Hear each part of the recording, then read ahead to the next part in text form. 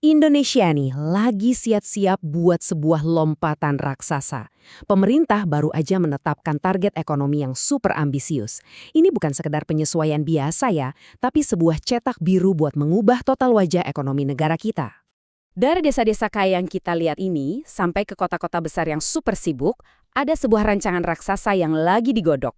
Tujuannya, memicu sebuah transformasi ekonomi yang belum pernah ada sebelumnya di seluruh Nusantara. Nah, inti dari semua ini itu cuma satu angka. Tapi angkanya berani banget, 8%. Yap, 8%. Itulah target pertumbuhan ekonomi tahunan yang jadi pusat dari semua obrolan kita hari ini.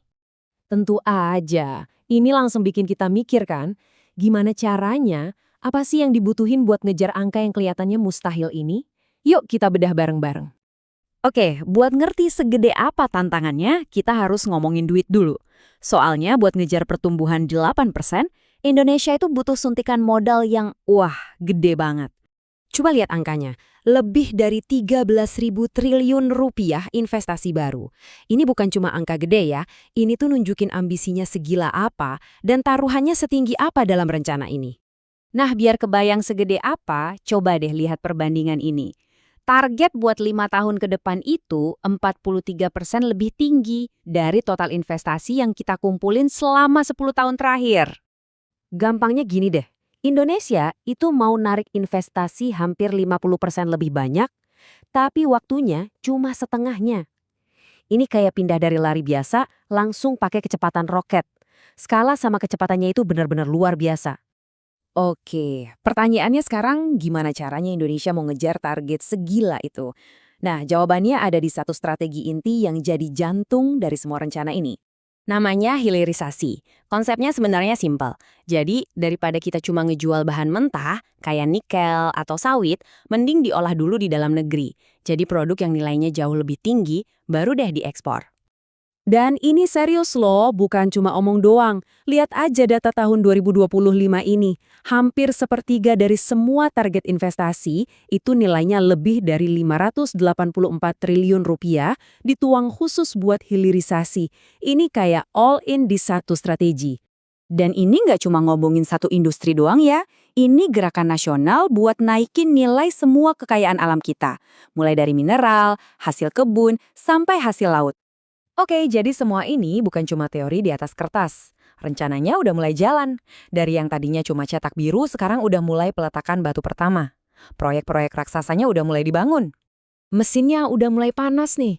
Fase pertama aja, yang mulai jalan Februari 2026, itu proyeknya udah senilai 7 miliar dolar. Dan itu baru pemanasan loh. Masih ada 19 miliar dolar lagi yang udah disiapin buat fase berikutnya. Jadi udah bener-bener action. Tapi ngomong-ngomong soal investasi triliunan ini, dampaknya tuh diharapkan lebih dari sekedar naikin angka pertumbuhan ekonomi loh. Rencana ini juga dirancang buat nyelesain beberapa masalah sosial yang paling mendesak di negara kita.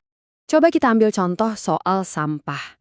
Selama ini kan, masyarakat yang tinggal dekat TPA atau tempat pembuangan akhir itu menghadapi risiko kesehatan yang serius banget, termasuk risiko kanker dan asma yang naik drastis.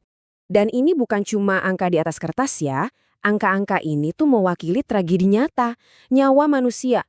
Ini nunjukin betapa daruratnya masalah ini dan harus segera ada solusinya. Nah, ini yang bikin kita bertanya-tanya. Di luar naikin PDB, apa iya investasi segede ini benar-benar bisa bikin negara kita jadi lebih bersih dan lebih aman buat warganya? Nah, jawabannya ada di sini. Investasi senilai 84 triliun rupiah. Buat apa? Buat bangun fasilitas waste to energy di 33 kota. Jadi intinya mengubah krisis sampah jadi sumber energi. Keren kan? Oke, rencananya emang ambisius banget. Tapi pertanyaannya, apa dunia percaya? Apa rencana ini cukup meyakinkan buat narik duit dari investor global? Kabar baiknya, tanda-tanda awalnya positif banget. Di akhir 2025, lembaga investasi negara kita berhasil dapat pinjaman 10 miliar dolar dari gabungan bank-bank internasional. Ini kayak dapat acungan jempol raksasa dari pasar keuangan dunia. Dan kepercayaan ini nggak main-main loh, diperkuat lagi sama lembaga pemeringkat sekelas Fitch. Mereka ngasih rating ke lembaga investasi kita itu sama kuatnya kayak rating negara kita sendiri. Ini sinyal penting banget buat para investor. Nunjukin kalau ini tuh stabil dan didukung penuh sama pemerintah. Kata Fitch sendiri, rating bagus ini karena ada hubungan yang kuat banget sama pemerintah. Dan karena perannya yang strategis sebagai tangan kanan investasi negara. Jadi ini bukan proyek main-main, tapi inti dari strategi nasional. Jadi kesimpulannya gimana? Cetak birunya udah siap, modal awal udah mulai masuk, dan dunia internasional udah mulai ngelirik. Indonesia lagi pasang taruhan besar buat masa depannya. Pertanyaan terbesarnya sekarang, apakah dunia mau ikut bertaruh? Dan yang lebih penting, apa momentum ini bisa dijaga sampai garis finish?